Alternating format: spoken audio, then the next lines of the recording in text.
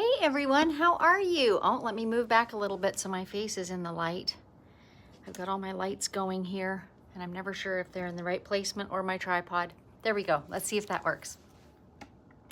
Thanks so much for joining in.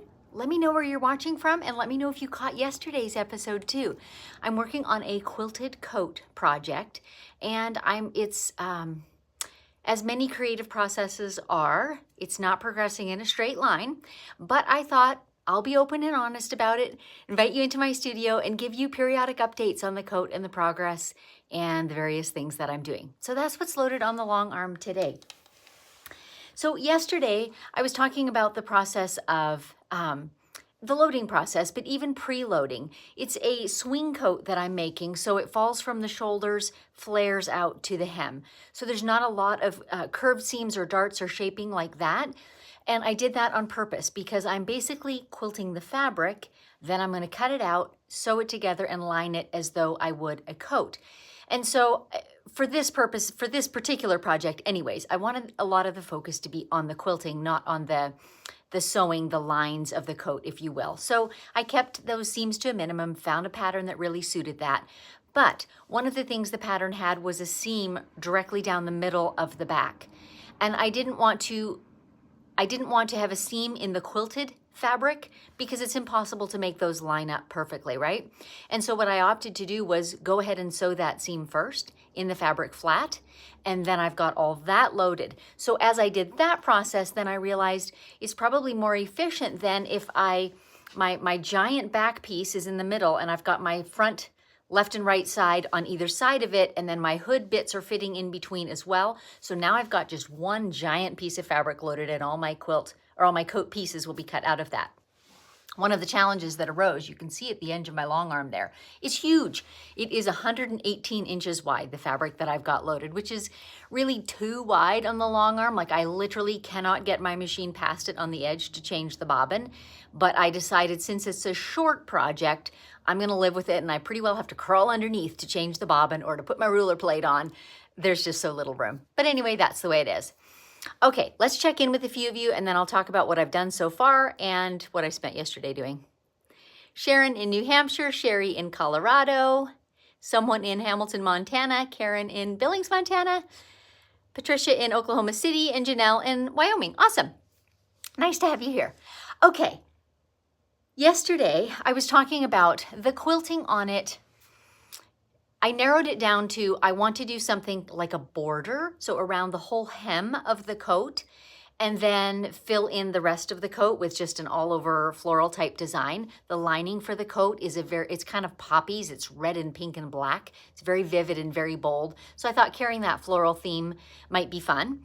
So what I had done yesterday is I had started quilting this border, which you can kind of see here, and it's in the thumbnail picture too.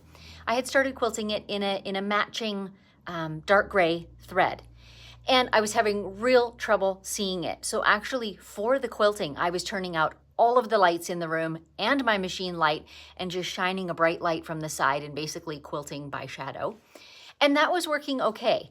But one of you chimed in, and I think it was after I got off the live yesterday, but someone commented, this would be a great opportunity to show off some interesting thread or variegated or bright colored thread. And of course, that sparked an idea in my head. So I spent several hours yesterday undoing all that I had quilted and starting again.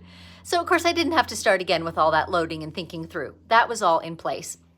But I did undo all the gray thread stitching, and instead I'm doing it in ombre shades of red. I don't typically quilt with a lot of variegated, so I actually didn't have any fun variegated threads that appealed to me for this project on hand. But I thought to myself, in this border that's kind of got border elements within it, I could start with deep red and lighter red and brighter red in the middle, and wouldn't that look cool?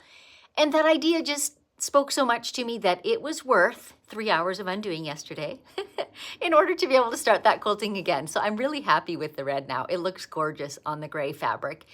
And I'm particularly happy in this way. I mentioned yesterday, the stitches were not showing up well. You were seeing the texture, but not the stitches. And so I thought, like, I'm going to spend all these hours quilting, and am I really going to be happy with it if the quilting does not show up really well? Because that's kind of what I'm trying to highlight.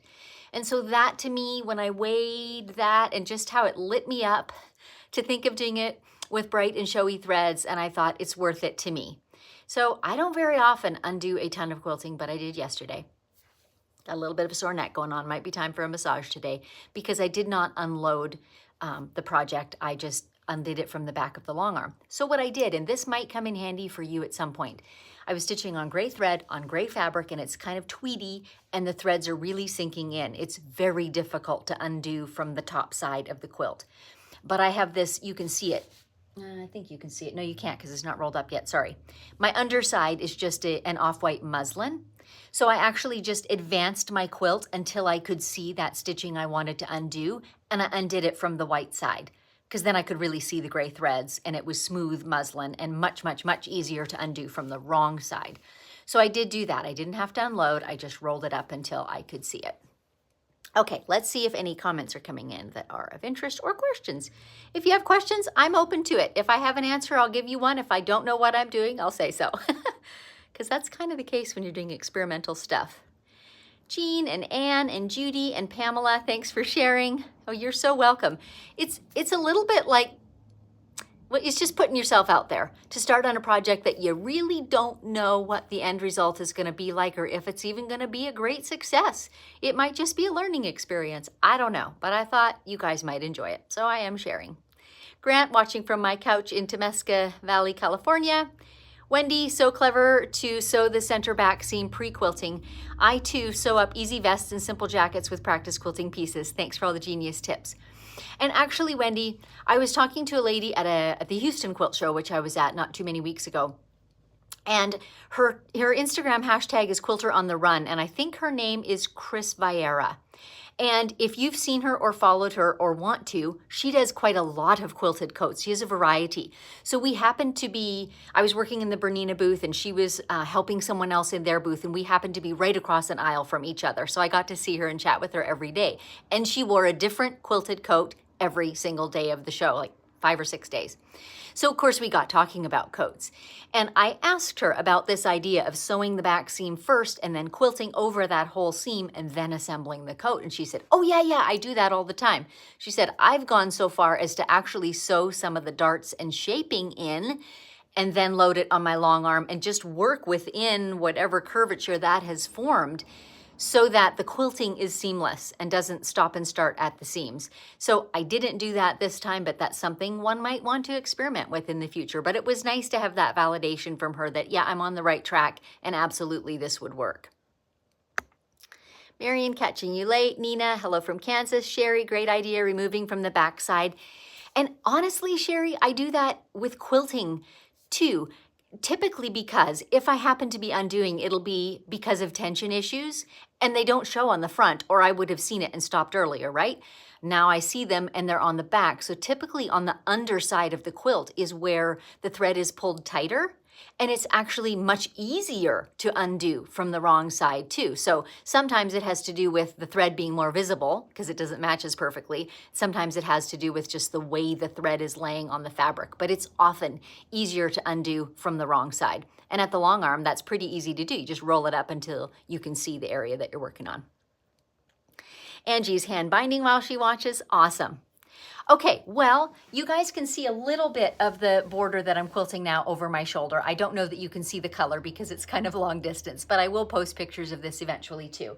But I've started with a deep red, almost a maroon on the outside edge, a mid red, and my center piece, which is kind of a crazy 8 design, and it's just about 4 inches wide. I actually loaded, do I still have them on? I do, you can see them on my machine. I have 2 threads loaded, and I tried this on a little area that I know I won't be using in the coat first to make sure that I liked it. And I actually threaded a bright red and a pink together through all my threading apparatus and my needle, and I'm stitching that design with those 2 threads. I just liked the bright tone, and it makes it almost sparkly, a little bit like a variegated thread would be. So it's 2 solid threads just running side by side. So just a fun experiment.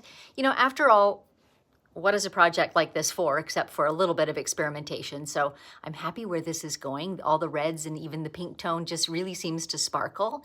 And then my thinking now is that I'll do that on the border, the hem pieces, and then the rest of the coat, I'll still do my original plan, which was the edge-to-edge floral design in the gray thread, so that it will be, you'll just see texture there. You really won't see the stitches, and that will play to my advantage.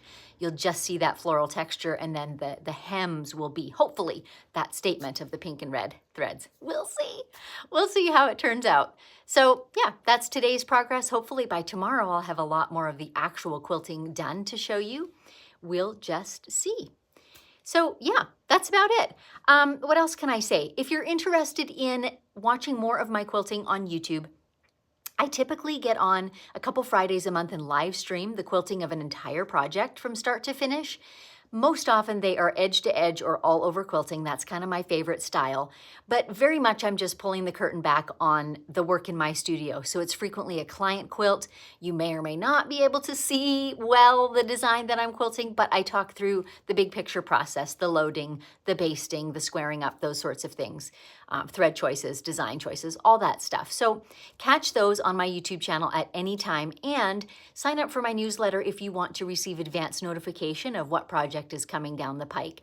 I try to send out an email a couple of days in advance with a photograph of what I'll be working on and some of the topics that'll be covered, and then you can know if you want to spend your time watching it. So you can do that easily on my website, StitchedBySusan.com. You'll get a little pop-up invitation to join my mailing list. So that's an easy way to do that. Okay, let's see. There's a few more comments just since I was saying all that. Let's see. Wendy, can't wait to see it finished. Me either, Wendy. And any and all steps in between. I'll share as much as I can. You know, not every area of my sewing room is conducive to getting on camera, my sewing machine being one of them. So I probably won't come live while I'm sewing, but I'll try and show you some of the steps and as I get to the lining and stuff like that. So Sherry, what was the lady's name that makes the quilts? Can you include it here? I don't know how to type it into the comment, Sherry, but I'll tell you one more time. Chris Vieira, and I believe it's Vierra, and her tag, her hashtag, or just her handle, that's what I'm trying to say, on Instagram and Facebook is Quilter on the Run, all one word. So you can find her that way. Christine is saying, I often use 2 threads, nice depth of color. Thanks, Christine, for pointing that out. I had seen someone else do it. I've never tried it, but it is, in fact, working quite beautifully. I didn't have to change needle or anything. Both layers of my 50 weight, my 40 weight thread just slipped right through the needle very, very easily. I had no tension troubles at all. So great. Thanks, you guys, for joining me, and I'll check back in. I'll try and do it again tomorrow at a similar time, which is about 10 a.m. or thereabouts. I think today is 9:15 Pacific time, but I'll try and do it at a similar time in the morning, so watch for that. And thanks for joining me, and I'll catch up with you tomorrow.